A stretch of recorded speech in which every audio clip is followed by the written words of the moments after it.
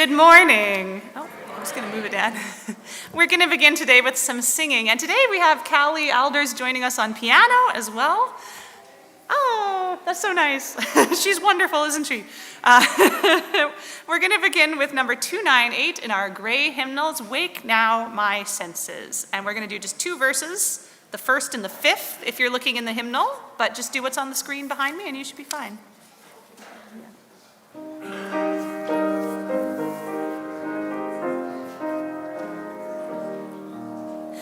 Wake now my senses and hear the earth's call. Feel the deep power of being in all.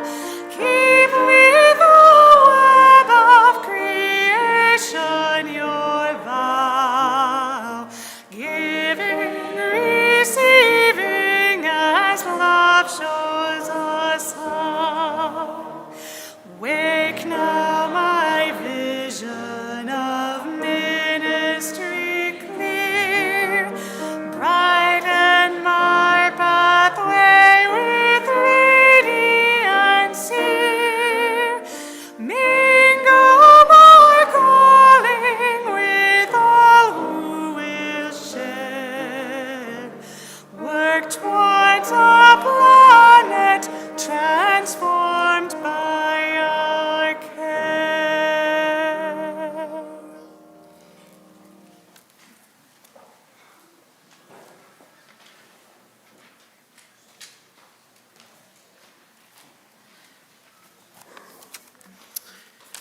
Good morning. My name is Amy and I'm a member at large on the board. My pronouns are she and her, and I have this morning's land acknowledgement.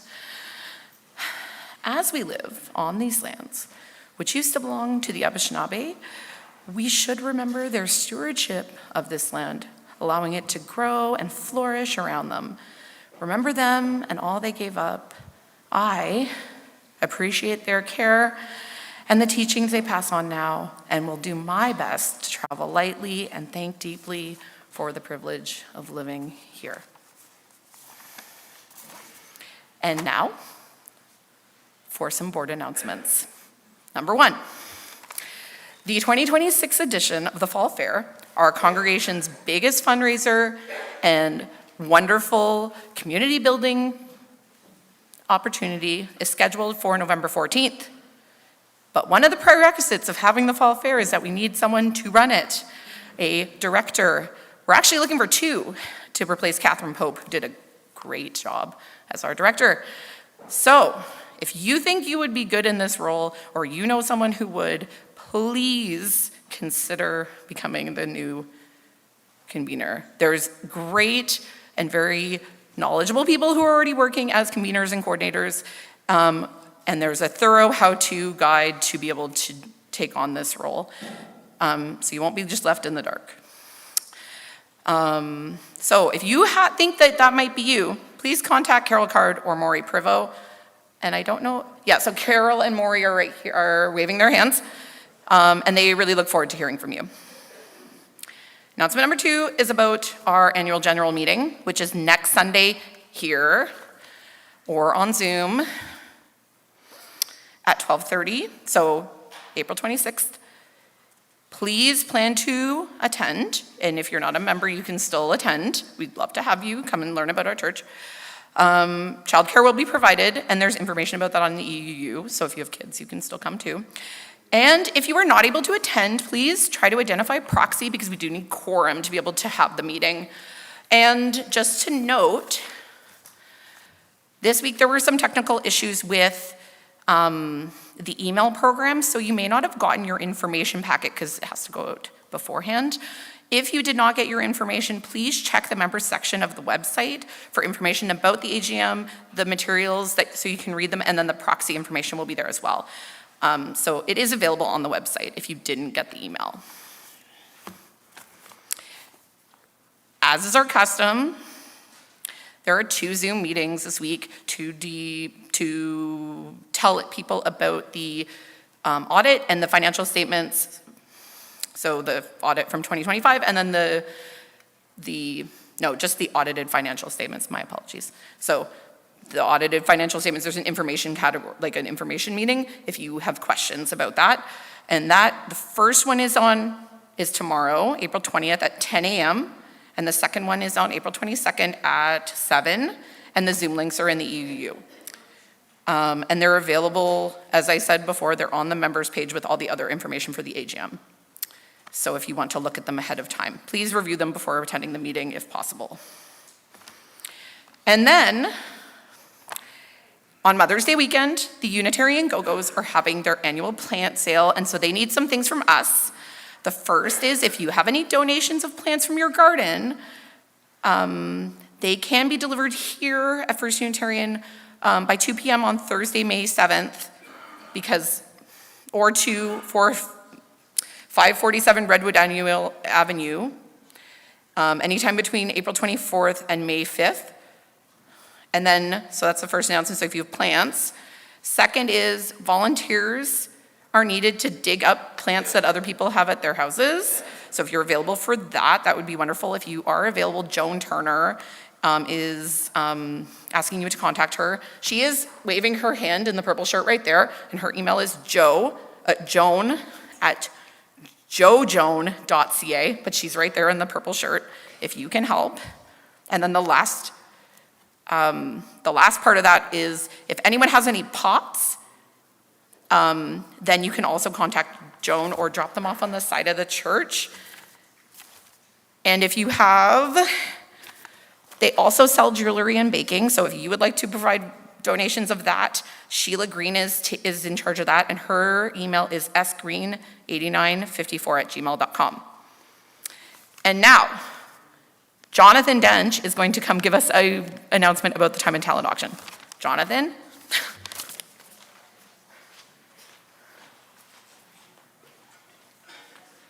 Thanks, Amy. Hey, have you heard the explosive news? Did you know that the TNT auction, that's time and talent, is happening again this year?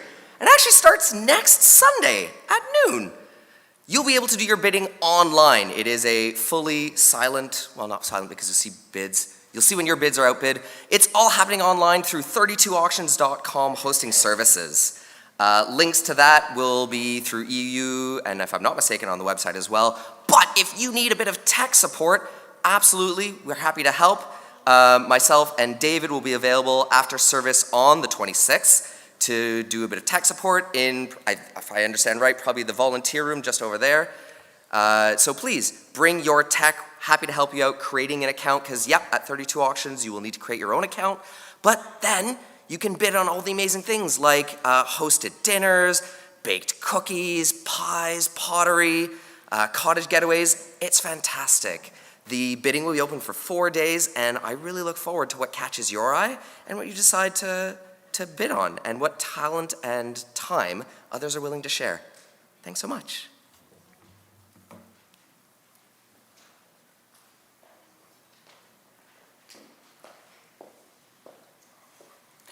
Wow, there's a lot going on. So, good morning. I'm the Reverend Lara Cowtan. My pronouns are she and her, and I'm really, really happy to be here with you today and to see all of you here with me. And I know that there are tons of you here with us virtually as well online, and I welcome you into this space. There's another thing up here in the top line. Oh, it's gone. There's a concert today. So how many of you here are here early so that you can stay late? Excellent. It's going to be a fantastic concert. All of our choirs are singing today in this concert that Jen's been working so hard on. So that'll be a lot of fun. It's good to be here together this morning and all through the afternoon, right? And if this is your first time here at the First Unitarian Congregation of Ottawa, or if you've been here for decades, or if you're just coming back after a long absence, and gosh, it feels good to be home, you're welcome. Happy to have you here. Whoever you are, of any heritage or faith, of any culture or race, of any gender or orientation, in any body of any type. and however you choose to love and express your love in the world. Know that this sanctuary here this morning is your space, and all of your gifts and your wounds, your laughter and your tears are welcome here. May this be a community that helps us all to find and keep our balance and to live lives of integrity, service, and joy. I'd like to extend a special welcome for those of you who are visiting for the first time, or if you haven't been here a lot, and invite you to go to the welcome table at the back, stop by there, and just check in and let us know how we can help you to connect more deeply. What is it that brought you here? And I invite you to spend time in the fellowship hall. And there are green mugs there that you can hold, and people will say, oh, there's a green mug, I need to talk to that person, because we're all so welcoming and friendly. And I invite you actually to put that into practice. And when you see someone who even doesn't have a green mug, but is just an unfamiliar face or one you haven't seen in a while, make a point of going over and reintroducing yourself and just saying, hi, it's really good to see you here. Today we're continuing to explore our month's theme of nourishing nature. As nature continues to nourish us. So as we begin, just before we light our chalice, I invite you to take a moment to think about something in nature today that is nourishing you. Just a moment of mindfulness. What is it that is nourishing you? And then turn to someone and share that with them.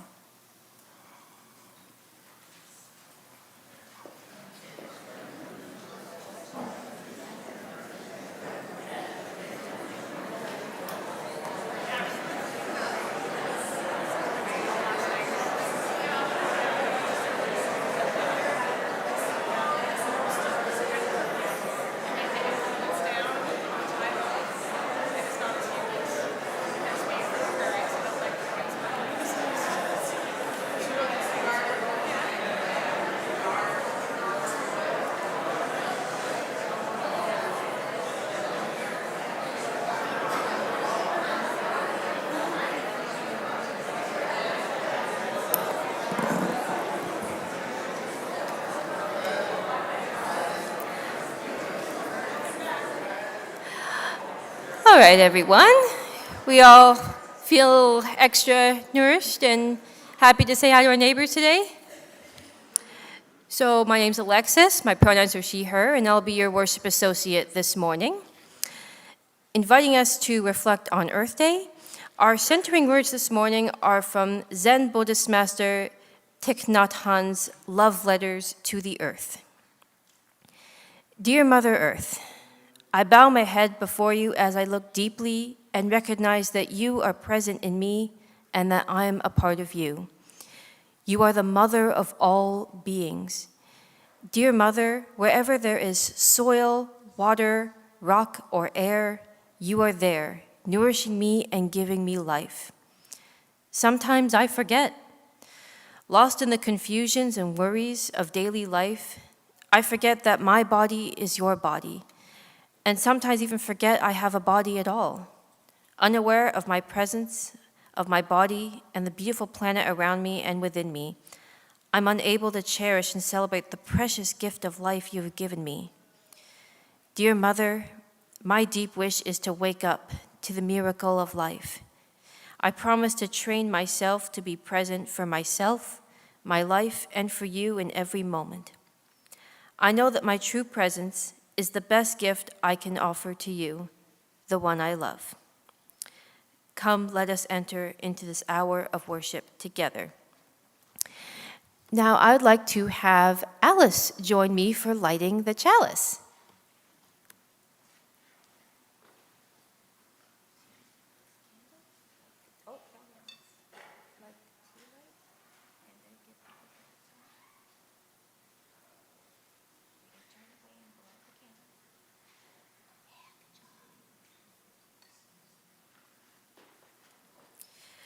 We light our chalice as a symbol of our faith, the light of truth, and the warmth of love.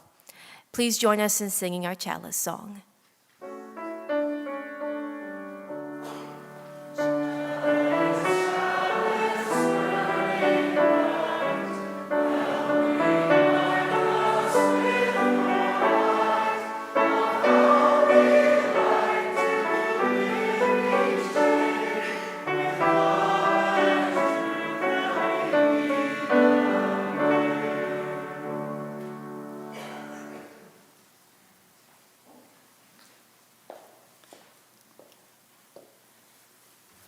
We have a very special event happening today. And you may have noticed in your order of service, there's an insert there. And I want to assure people that these are not board bios. We actually are not welcoming that many new board members. But we are welcoming that many new members. So there are 12 people on this list. And in order to celebrate and welcome these new members, I invite our board president, Chuck Shields, who is our board president for one more week, and our welcome and membership team representative, Carol Card, to join me in the celebration today of welcoming new members to this community. Commitment to beloved community requires commitment and perseverance, generosity and gratitude, trust and compassion, bringing one's whole self and being open to the fullness of others. This is no easy task, and it is of amazing worth. Welcoming new members is a two-way street, because radical welcome isn't about being open to whatever a newcomer brings. It means being open to being changed and transformed by what they bring, becoming then something new together. This is what a living faith tradition is.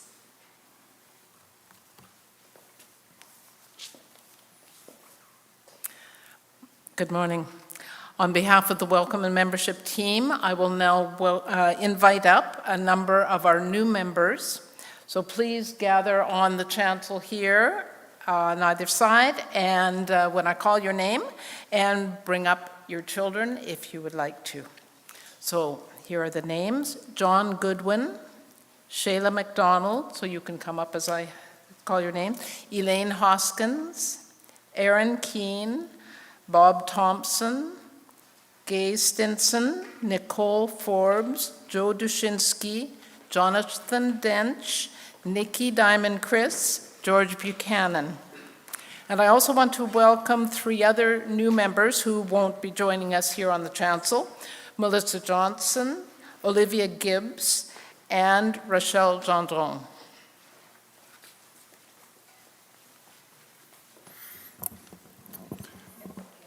Thank you. Before I start my comments, I want to just note that usually we've got a whole passel of kids up here in the front.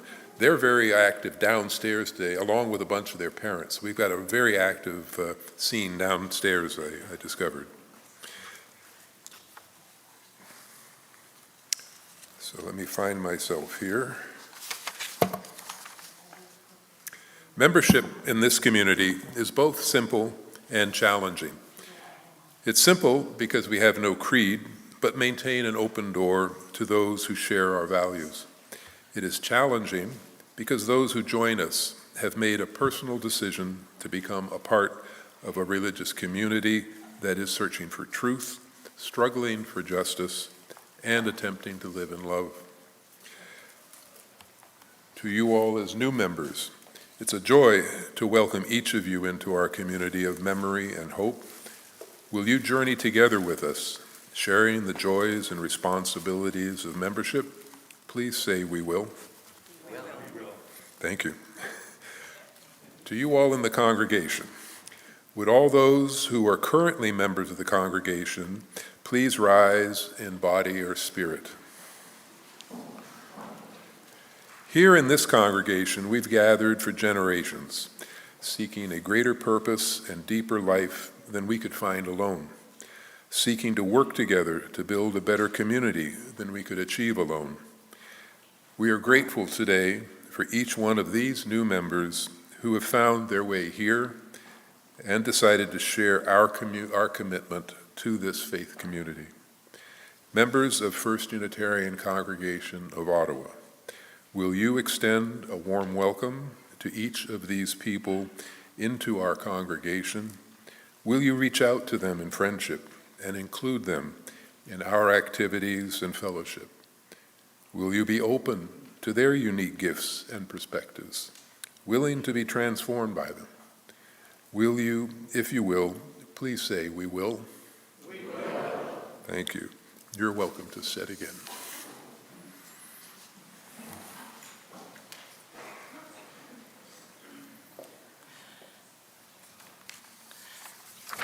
I'd like to also say welcome to the new children of our new members. While they're still a little young to choose membership for themselves.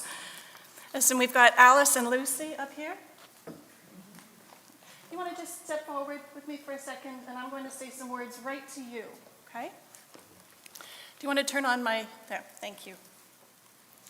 So we celebrate your presence among us. Woo! Yes, we do.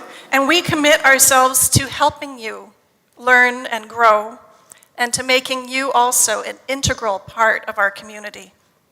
May your energy and enthusiasm be a source of joy and new life for us all. And may you also feel and know that you are part of this community. Thank you. Thank you. You can step back with your mom.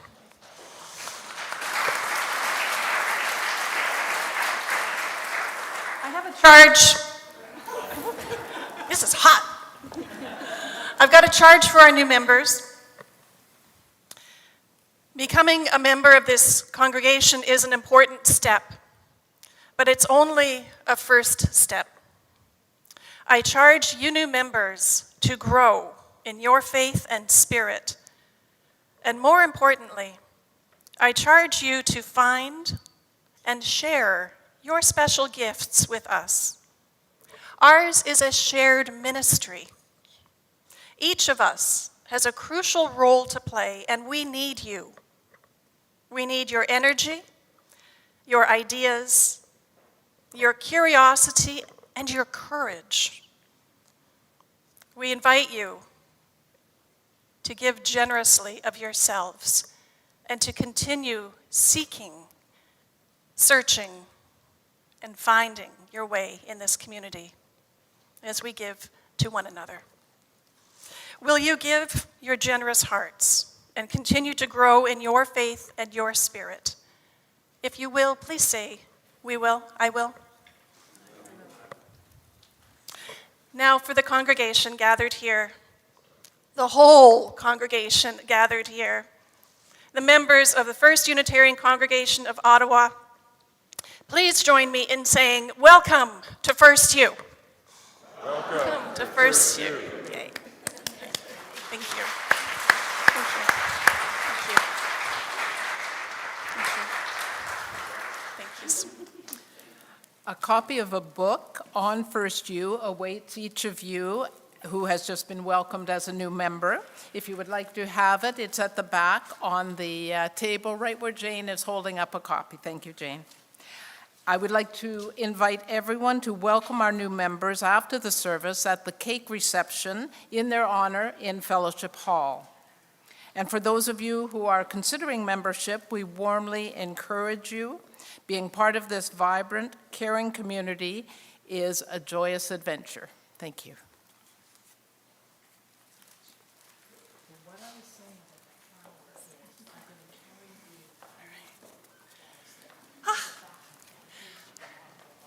So this is a celebration that we will do 2 or 3 times a year. And if you're thinking, "Oh, I wanted to be up there," stop by our welcome and membership table and find out how your path, explore your path to membership with us.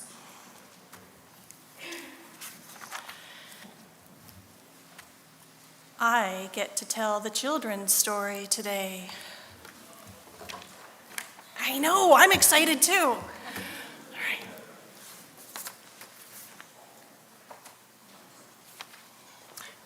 join me. Come on up and join me.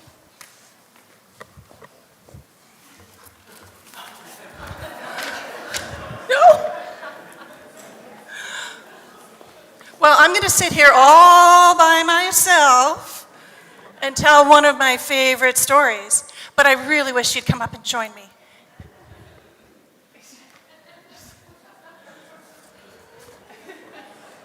Maybe we need the visual. Yay, Brent!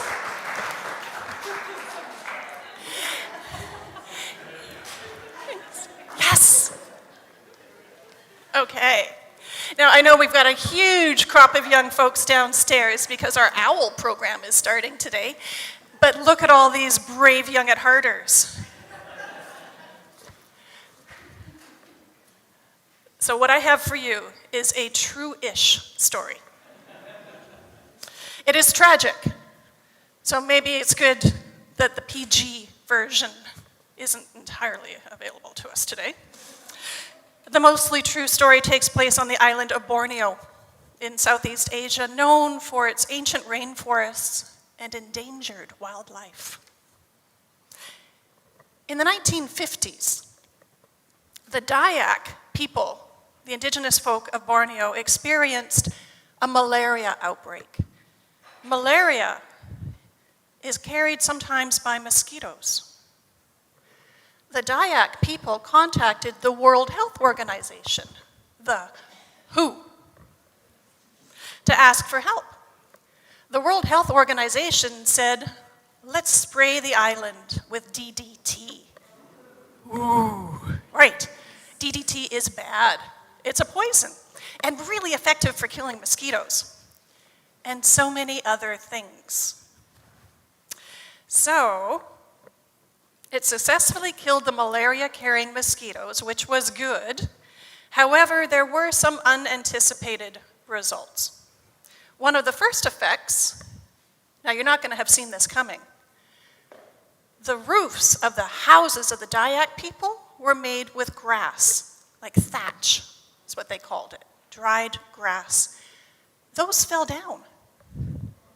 The roofs were all falling down in the town because, while great the mosquitoes are gone, it also poisoned the wasps that killed the caterpillars who eat the grass. So now, without the wasps, the caterpillars were having a banquet. And so all the roofs of the houses were falling down. So yeah, now free from the threat of the killer wasps, the caterpillars rapidly multiplied and munched their way through their chosen diet of the thatch roofs. So the second problem was that this poison also got into other bugs, who were then slurped up by the unsuspecting geckos. You know, those really cute little lizards that run around everywhere? Well, the cute little lizards, who then turned out to be the choice of dinner for the island cats. Unfortunately, the cats couldn't tolerate all that poison in their bellies. So this is really sad. The cats also began to die from the poison. So the mosquitoes, the wasps, the caterpillars, the lizards, the cats. So without the cats, the rat population started to boom, and the rats were having a rat party. And rats also carry disease. And they eat all the grain. So now the people of Borneo had famine and typhoid, and while the malaria was gone, they had typhus and sylvatic plague, which are things that the rats brought in their party. So in desperation, Borneo reached out once again to the World Health Organization, the WHO, saying, help, help, we must do something else.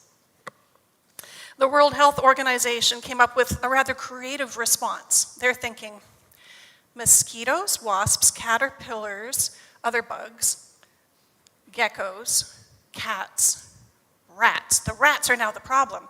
We need more cats. Yeah. Operation Cat Drop was launched. So, they engaged a Singapore squadron of the British Royal Air Force, because this is the 1950s, and the Royal Air Force was all over, to parachute in 14,000 live cats. Can you imagine? Now, they came in apparently crates and not in little individual jumpsuits, but I like to imagine them in jumpsuits, don't you? So the cats did as cats do, and they hunted the rats, and the rats died, and the cats, still do what cats do. And this restored some kind of balance to Borneo, and all was well again. Right. So the moral of this story is, who? Now, think before you do. Think before you do. Those unintended consequences. All right. So, thank you. Now, because I know some of you are wondering, there is some truth to this. You can Google it. Some of you may already be doing that. The tale may be somewhat exaggerated, but the grounding facts of the story are actually true. There was a malaria outbreak. The World Health Organization did provide DDT to poison them. The caterpillars did eat the roofs. They did fall down. Cats did die, and more cats were parachuted in. This is all true.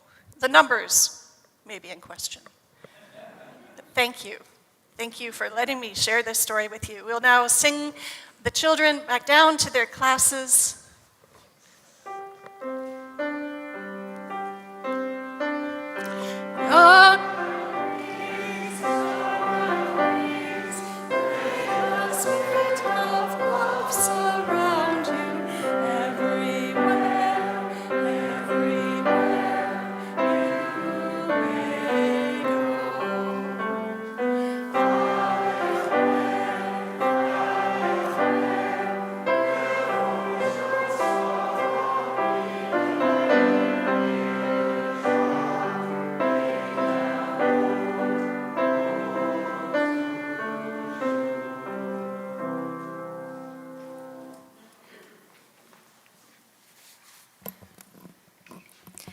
Thank you for your lively storytelling, Reverend Lara.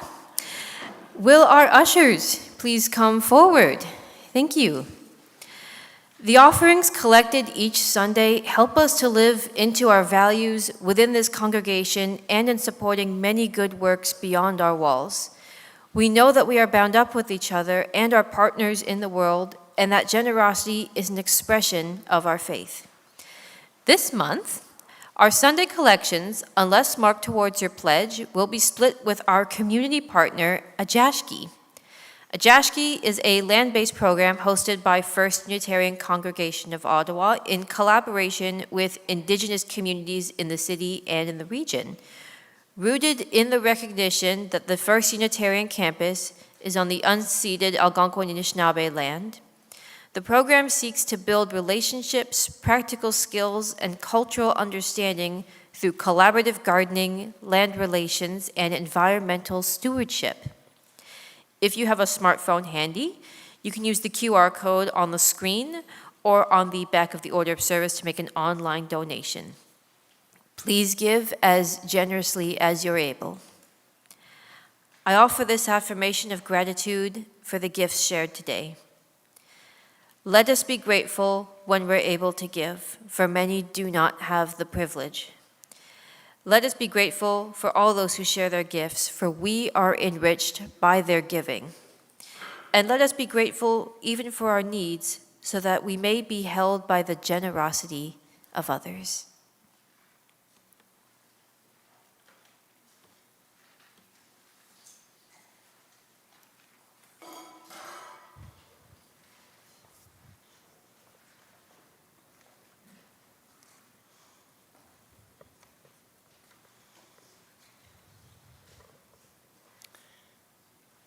Each time that we gather, we take a moment to expand the caring ministry of this congregation. A moment to share what is in our hearts and to hold what others are sharing and to know that we are held by each other. Together we recognize the cycle of life and death and the circle of love, compassion, and witness that is at the center of this and every sacred community. Let's take a moment now to settle into our time together. Maybe scrunch up your shoulders and give your arms a little release. And take a deep breath.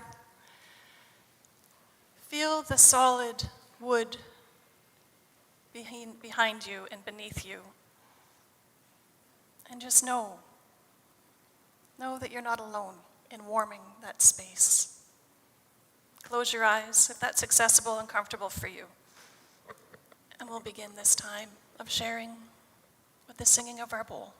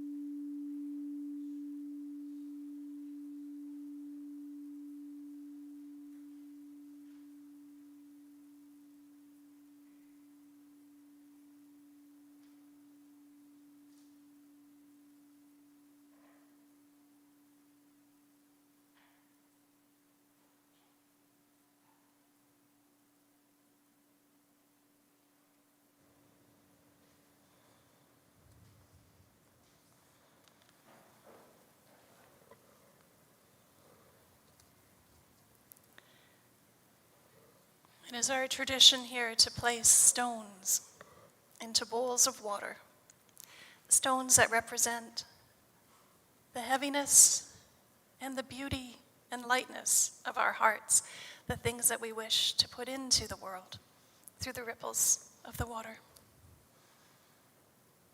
From our larger world community, we place a stone today of care and sorrow for the people of Ukraine, Sudan, and the Middle East, who are impacted by violence and war and uncertainty. And a stone of concern and grief for the pristine Boundary Waters canoe area at the border of Ontario and Minnesota that is being threatened by greed and politics, allowing mining in this rare and precious wilderness refuge.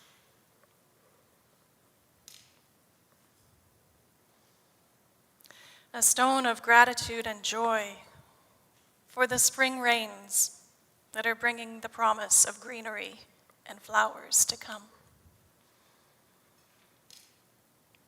And a stone of appreciation and support for the Ottawa Sens and their Stanley Cup playoff journey.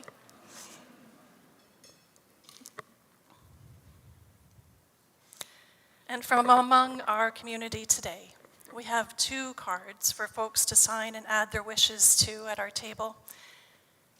One for Margaret Linton and David Hudson. Congratulations to you and to the parents on the birth of your new grandchild, adding a new beautiful branch to your family tree. And another celebration for Susan and Brock Carlton. Congratulations to you and the parents on the birth of your brand new member of the family. All these new things to celebrate, these new lives, these new hopes and dreams, strengthening the most beautiful bonds that life has to offer. Blessings on all the new lives and the new joys, and making space too for all of our sorrows and concerns. I invite you, as you feel moved, to come forward and share your stones from your hearts.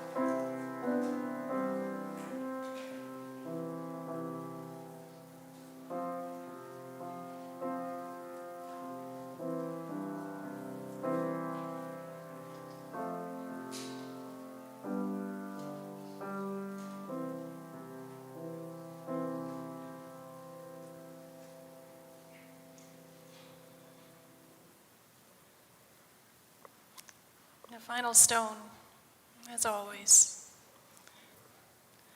for those joys and sorrows that remain unspoken in the silent sanctuaries of our hearts, and for those of you who are online, to know that we're holding also what you share with us.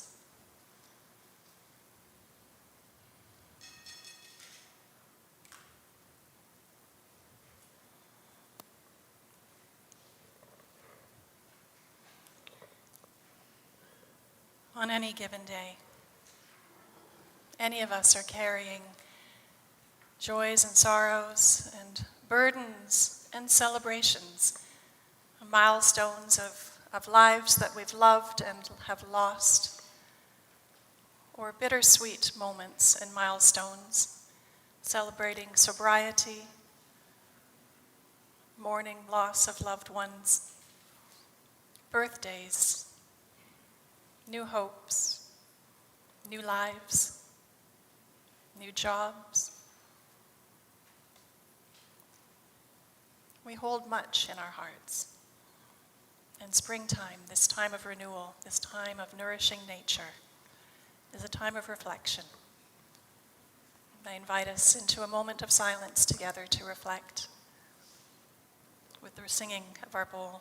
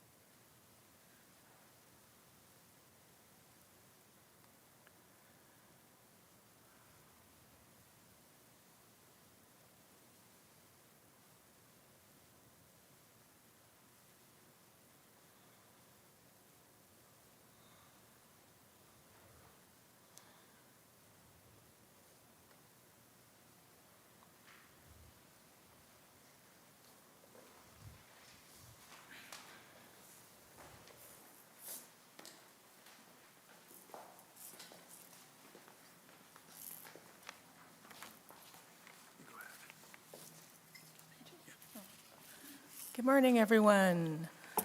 My name is Lisa Sharp, and I'm one of the organizers of the house band. We just wanted to let you know that the house band is going to be performing about once a month for the next, until the end of the summer anyway. So if anybody wants to join us, please let us know. We are always welcoming anyone to come. It's very much a drop-in type of situation, and we're happy to be with you today, and we hope you'll sing along.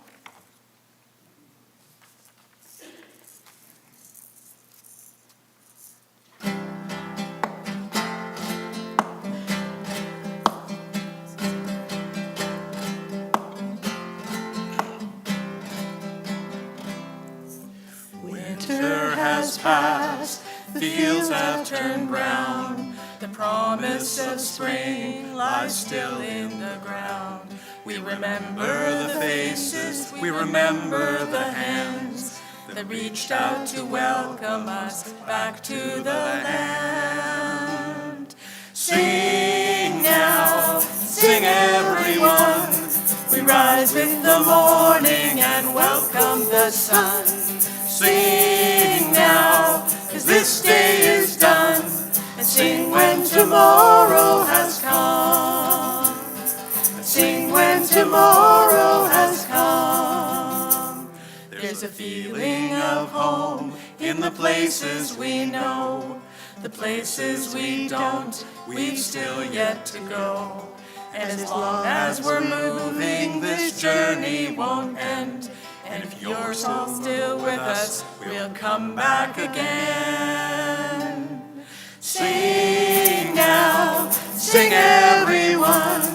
We rise in the morning and welcome the sun. Sing now, 'cause this day is done.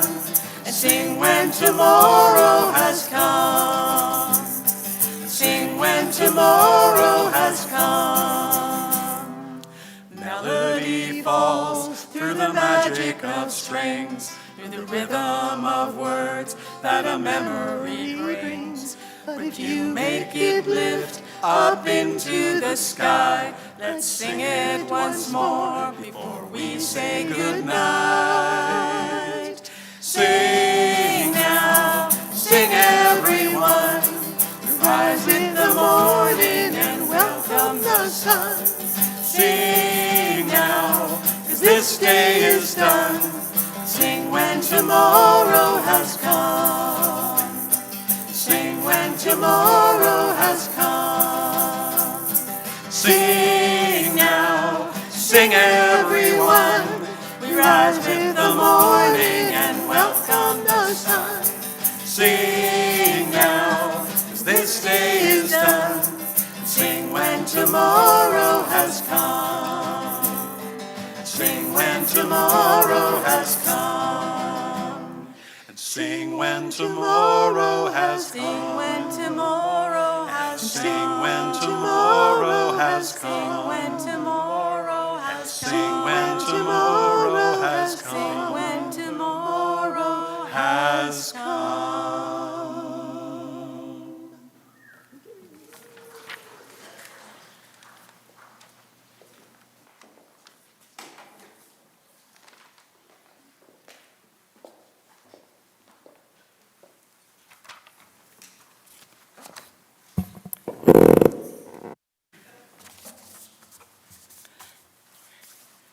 So there's an old story, and I hope I haven't told you this one already, but it's of the Unitarian farmer, Farmer Brown.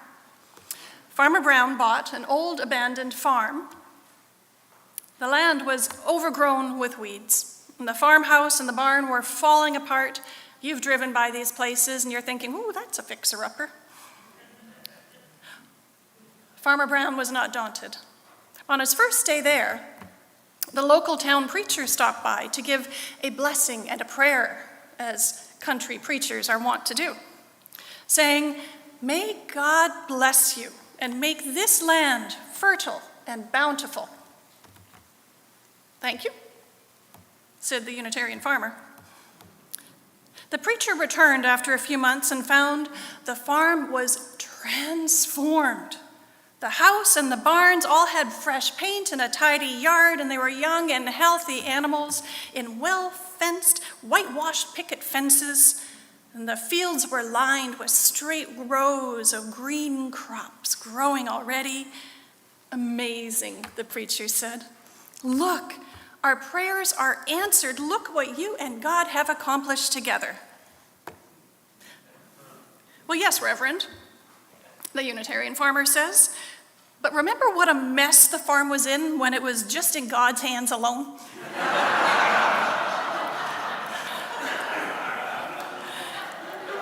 Well, so we Unitarian Universalists, we know that it is by our hands that the work gets done. And we don't wait for miracles or count on prayers alone to make change and transformation in the world that we know needs to happen, and that we know that we're responsible to make happen. And we accept responsibility for our lives and for our world, not expecting a supernatural force to save us. We cannot not act. We are people of action and of justice, and we work to heal lives and help heal the world. And this is how we live our faith. We do things. We sign petitions, we make signs, we protest, we march, we buy responsibly produced products when possible, and we use renewable resources when it is more than just convenient. We are doers. But simply doing something isn't always the answer, and sometimes it leads to unintended consequences, like there could be cats falling from the, parachuting down from the sky if we inadvertently do something without considering all the ways it's going to impact all the things. Unitarian ancestor Ralph Waldo Emerson wrote his essay Nature in 1836, and Emerson reimagined the divine as something large and visible, which he referred to as nature with a capital N. He describes nature as a spiritual being that provides for humankind, and believed that humankind in return must care for nature. Emerson recommended that people find a way to be in good relationship with nature, as nature gives generously all that we need, but humans often fail to reciprocate. This reciprocity, this is our work, and it is deeply religious work. The term eco-spirituality and spiritual ecology are really related to the work that we do as Unitarian Universalists. Eco-spirituality looks beyond our sense of environmental justice to connect us even more deeply with how we engage with nature on a personal and spiritual and theological level. So it's beyond the doing. And the Buddhist teacher, Thich Nhat Hanh, speaks of the importance of mindfulness in taking care of Mother Earth, and how the highest form of prayer is real communion with the earth. Eco-Buddhism was something that Thich Nhat Hanh was very passionate about. And then there's David Suzuki, scientist, environmentalist, a leader in sustainable ecology, expresses the importance of including the sacred in addressing the ecological crisis. Suzuki wrote, "The way that we see the world shapes the way we treat it. If a mountain is a deity and not a pile of ore, if a river is one of the veins of the land and not potential irrigation water, if a forest is a sacred grove, a cathedral, and not timber, if other species are considered to be our biological kin and not resources, if the planet is our mother and not an opportunity, then," Suzuki writes, "we will treat each other with greater respect." And this is the challenge, to look at the world from a different perspective. Eco-spirituality blends and weaves different scientific, religious, and indigenous ways of knowing into a developing consciousness, expanding beyond the dualities of human and earth and heaven and earth and mind and body. And eco-spirituality leads us to recognizing the unity and the interrelationship between all things, the interbeing, the interconnectedness of all creation, the interdependent web of which we are a part. Respect for the interdependent web of existence is one of the principles in her wise and lovely book, Braiding Sweetgrass. which I have dog-eared and noticed, and my copy is getting worn. If you don't have a copy of Braiding Sweetgrass yet, please look to your library. Canadian botanist and Indigenous woman, Robin Wall Kimmerer. She shares stories of earth-based wisdom through the lens of science and tradition. There are many rich stories woven into those pages, but I would like to share one with you today. That of asters and goldenrods. Kimmerer writes of the remarkable beauty of her homeland's fields in September. She writes, as if harvest time were not enough, with peaches and grapes and sweet corn and squash, the fields are also embroidered with drifts of gold and yellow, pools of deepest purple, a masterpiece. Kimmerer told her university advisor that she wanted to study botany, and I quote, because I want to learn about why asters and goldenrods looked so beautiful together. She wasn't taken seriously. He replied, I must tell you, that is not science. She tried again. I'd like to learn why plants make medicines, why willows bend to be woven into baskets, and why strawberries are sweeter in the shade. Yet also not science, he said. I just want to know why. She wrote, why do they stand beside each other, asters and goldenrods, when they could grow alone? Einstein himself said, God doesn't play dice with the universe. So why, she asked, is the world so beautiful? Well, she got into school. Robin Wall Kimmerer, she studied the formulas and the facts and the figures and the mechanical structures of hard science. And she learned about evidence and logic. And after her PhD, Kimmerer met a Navajo woman who shared the ancient teachings. One by one, name by name, she learned about the plants in her valley, where each one lived, when it bloomed, who it liked to live near, and all of its relationships, who ate it, who lined their nests with its fibers, and what kind of medicine it offered. She spoke of beauty, the Navajo wise woman. And then Kimmerer used her scientific knowledge and discovered there are special color receptors in the eye. She learned about colors that are reciprocal pairs, meaning that when put together, they make one another even more vivid.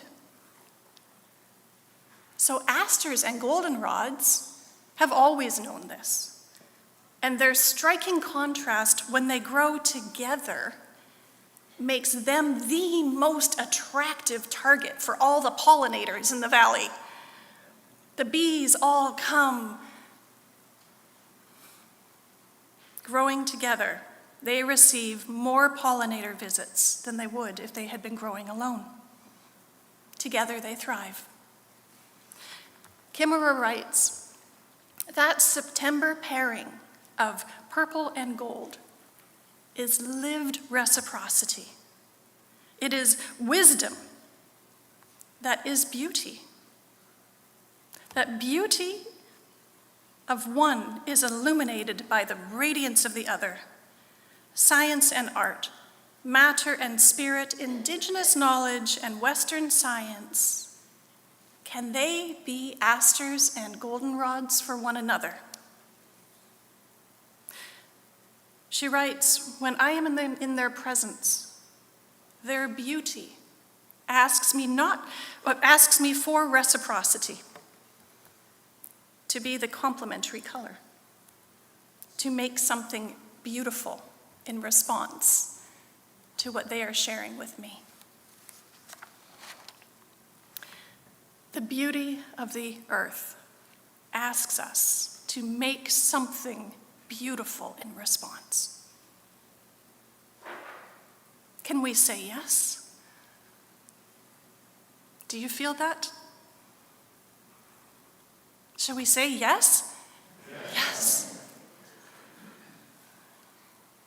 Canadian author, medical biochemist, and botanist Diana Beresford Kroger, she wrote about her willow tree that had a row of holes that were caused by small sapsucker woodpeckers.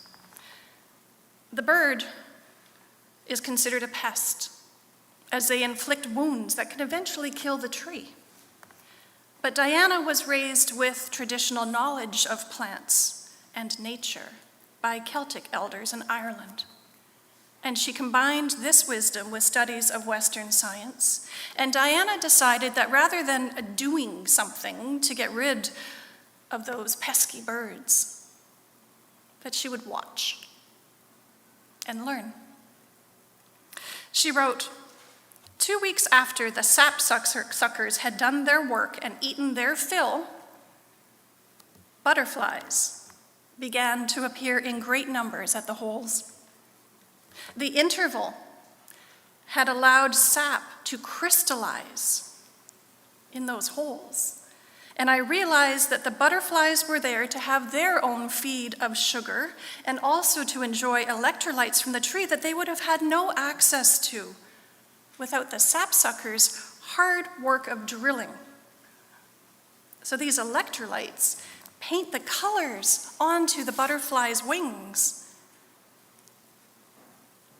Already, she writes, I had been treated to a slow and beautiful dance. When the butterflies departed, I saw that they had left behind the music.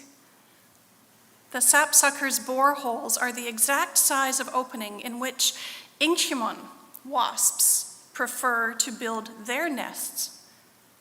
A parasitic wasp that keeps a variety of nasty pathogens out of the garden. It's a hugely beneficial insect, she writes.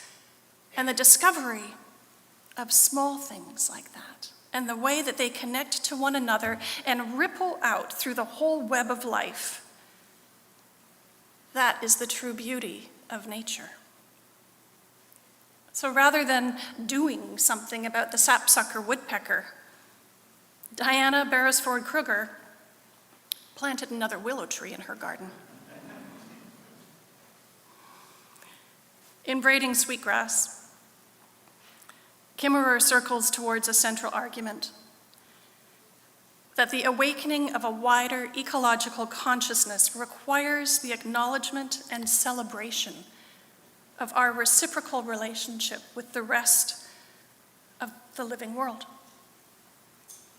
For only when we can hear the languages of other beings will we be capable of understanding the generosity of the earth and learn to give our own gifts in return. Our spiritual response to the environmental crisis can bring us closer to understanding ourselves as part of the divine wholeness of the natural world, with nature writ large, finding ourselves entwined with the web of life in a way that enriches all life. So let us be mindful, and let us celebrate the wonder and the beauty of life and our interdependence.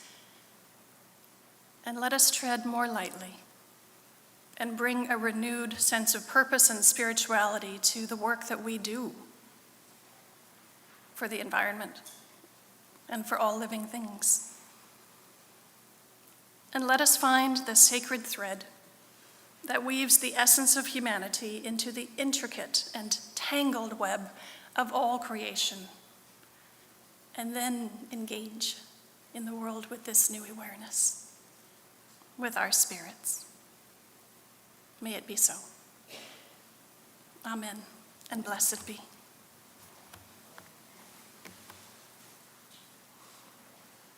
I invite you to rise and join in singing For the Beauty of the Earth.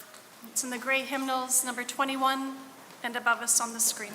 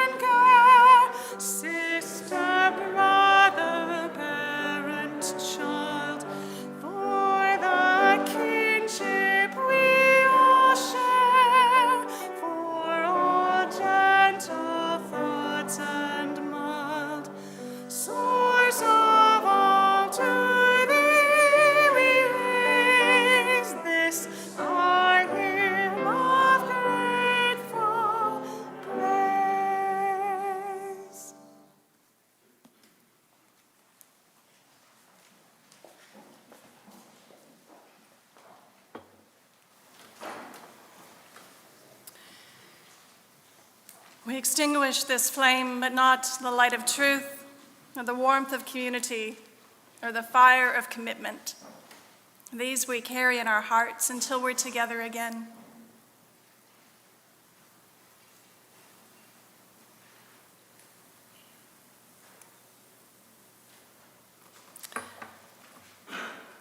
May we leave this place with a deep knowing and gratitude of how we are woven into the intricate web of life. And may this knowing guide our hands and our hearts and our spirits to bring healing and kindness and love to all of creation. Go in peace. Please rise and join once more in singing Spirit of Life.